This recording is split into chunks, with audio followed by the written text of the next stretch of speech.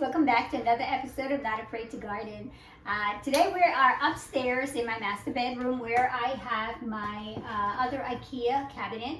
And then in here all I have are inside anyway, jewel orchids. So I have gone into the jewel orchids quite a little bit, but I'm a long way off from my collection. So I only have two types.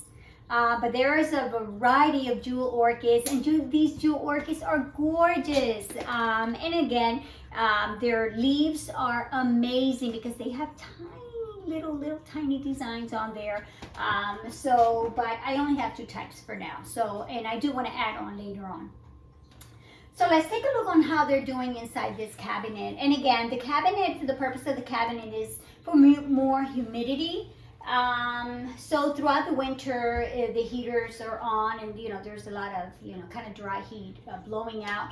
So these jewel orchids need a lot of humidity. Now I maintain mine between the 70 and 77% of the humidity, and they are in sphagnum moss, the majority of them anyway. And I do have two of them in a terrarium, also in here in glass containers. In soil. So let's take a look and see how they are growing in here. Now my first one that I have is a Ludisia discolor. Now this one I brought back. I'm going to put right next to me here a picture of what it looked like when I brought it back from, I brought this one back from Sarasota. And it has grown amazingly. And again, they are kept in this cabinet here.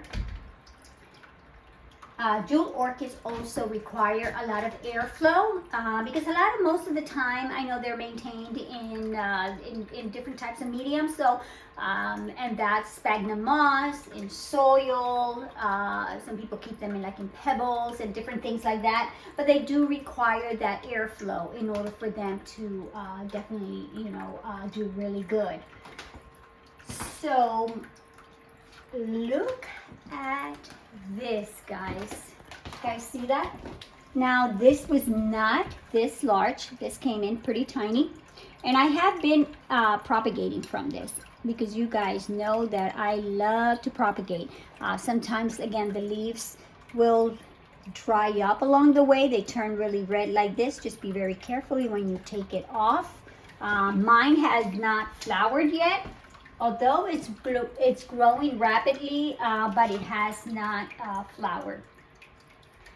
But as you guys can see, the leaves are getting larger. Look at the stem on this one; it's just overgrowing out of this glass container. Now I keep them in glass containers because that is my preference. I do love how they look like this, and I do have this one actually is sphagnum moss and soil. So I only have just a little layer of the soil, and the most of it on the top is sphagnum moss, only so I can keep that humidity in there. And they are easy to propagate. Again, you find a good stem. Make sure that you find the node. Cut underneath that node. Cut it. Place it in water, or you can place it right straight into sphagnum moss. The sphagnum moss has to stay moist, guys. Do not let the jewel orchid dry up. They don't like to be dry. They like to stay a little that moist consistency all the time. And you take that cutting, put it into the sphagnum moss or in water. Be a little patient. If you have it just in water, it'll probably maybe in about a month you'll start to see some of that growth. But they are again multiplying in here on their own because I've got new growth coming in. All of these little ones on the bottom here, these are all brand new. So as you guys can see, all of those came in on their own. So eventually I will be separating those later on so I can just continue to propagate them because I do love these. But I can't wait till they flower. They have this gorgeous flower. I'll probably just put in a picture of that flower, what they looks like on this one. So this is the Ludisia discolor, and it has these stripes on here. It's like a hunter green, and then it's got little lightning bolts that kind of shoot out from those leaves. And again, these leaves will become more vivid. Their color become more vivid as you give it more color. Jewel orchids, because in their natural environment, they are growing under a canopy, so they're growing pretty much on the ground. They are covered up in their own environment, so they don't get a lot of light, so they don't require a lot of light. You can place them in, and again, I've got this artificial lighting that I have here. It's not that light. But don't put them on a window where you're going to get direct sun, because it's going to burn them, definitely. So they're just going to sizzle. So that's how much of the light that they like. They will do in kind of low light, it's okay. But again, the more light that you give them, the more beautiful those leaves are going to get. Now I also place them in a terrarium here. And I placed 2 little pieces in here, and they have taken off. Now this one is the, oh my gosh, the Black Magic, I believe it is. And so this one is like a dark hunter green with just one line that goes in the center. So this one is it right here. You guys see that? So I placed her in there. She was pretty tiny. So she is growing like crazy in there. And then I put a tiny little baby, tiny, and there she is right there. As you guys can see. So that's the other orchid that I have. So I only have, I actually have 3 of those. So it's been in here many months, and it's doing wonderful. Now, if you have it in a terrarium, then I don't have the lid on this terrarium because I have it placed in here where it's getting that humidity. But if you have it in a terrarium and then it's covered, you may want to take that lid off and let that air flow, because remember, it is depending on that airflow to continue to grow. And then I've got, again, other ones. This is the Black Magic also, and they are in sphagnum moss. But look how beautiful they look in glass containers. Isn't that gorgeous? So I do have the lid for this, but I do not use the lid because, again, it's already in my glass cabinet in there. I also have a little fan here. So with the fan, I am allowing them to get that airflow inside when the doors are closed. And here's another one. And all of these containers, guys, you guys know where I got these. I got them from the Goodwill. So here's another one. There's the Black Magic. Ooh, and it's got babies down there. I don't know if you'll be able to see that, capture that all the way in there. So, so it does really well in sphagnum moss. So I'm going to keep them in sphagnum moss, the majority of them. Soil, I don't know. It's doing okay on here on the terrarium.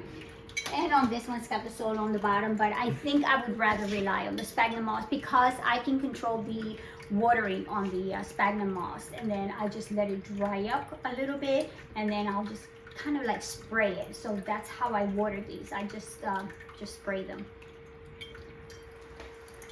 And I do have the lid for this. The lid is actually downstairs. Again, I don't cover them up in here because I need that airflow. And I'm getting that from the fan that I have installed in this cabinet. I have another one here. This is the Ludisia discolor. Again, also in sphagnum moss. Beautiful, beautiful leaves.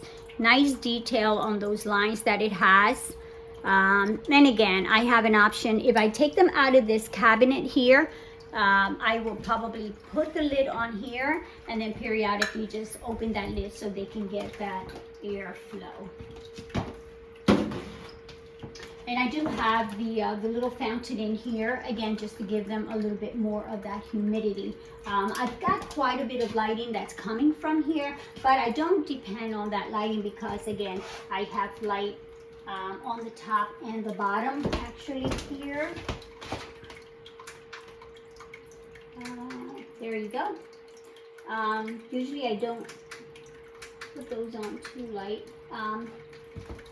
But that's how I control the lighting in here. So if you're thinking about Ludisia, about jewel orchids, again, please consider that you do need somewhere to place them where they can have that humidity, and make sure that you give them that airflow, and they will degrade. They propagate so easily, and they're nice to maintain. And again, you can start another collection, just like this is not a collection yet because, again, I only have 2. So, and they are hard to find. They're not that easy. They could be a little costly.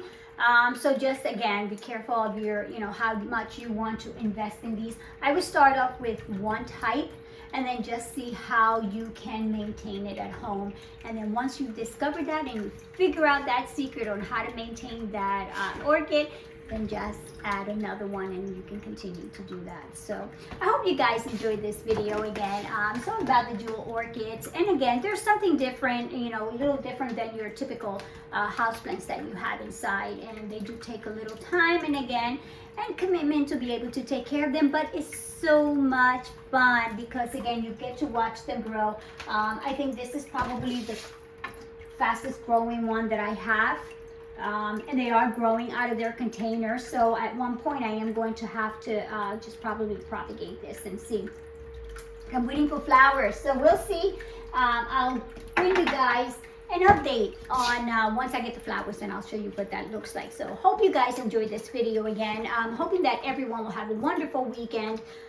It's Friday, so enjoy the weekend, and don't forget, if you enjoyed this video, guys, please don't forget to give me a thumbs up, and don't forget, if you haven't subscribed yet, just hit that subscribe button right above here, or at the end of the video, you guys can just subscribe to my channel, and I'll catch you guys on the next video next week. Peace.